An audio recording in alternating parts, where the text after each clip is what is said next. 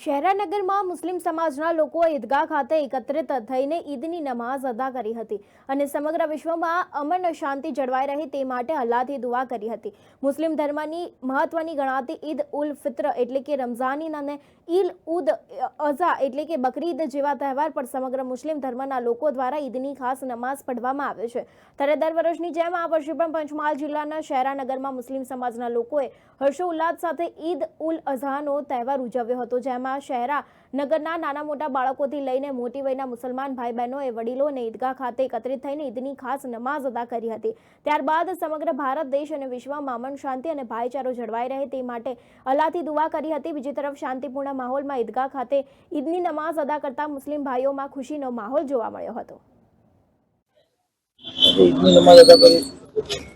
આજે ઈદ ઉલ અઝા એટલે કે બકરી ઈદ જેને તરીકે ઓળખાય છે એ સમગ્ર હિન્દુસ્તાનમાં આજે આન બાન અને શાંતિ ઉજવવામાં આવે છે।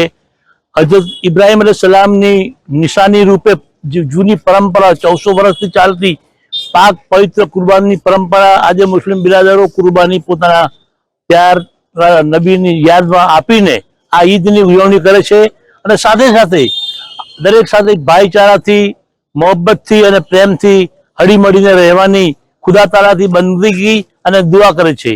ખરેખર આ ઈદ બકરી ઈદ એટલે ત્યાગ બલિદાન અને સમર્પણની ભાવના દિલમાં રાખી ખુદાનો ખૌફ રાખી એક ખુદાની બંદગી કરવી એવો એનો સ્પષ્ટ સંદેશ છે।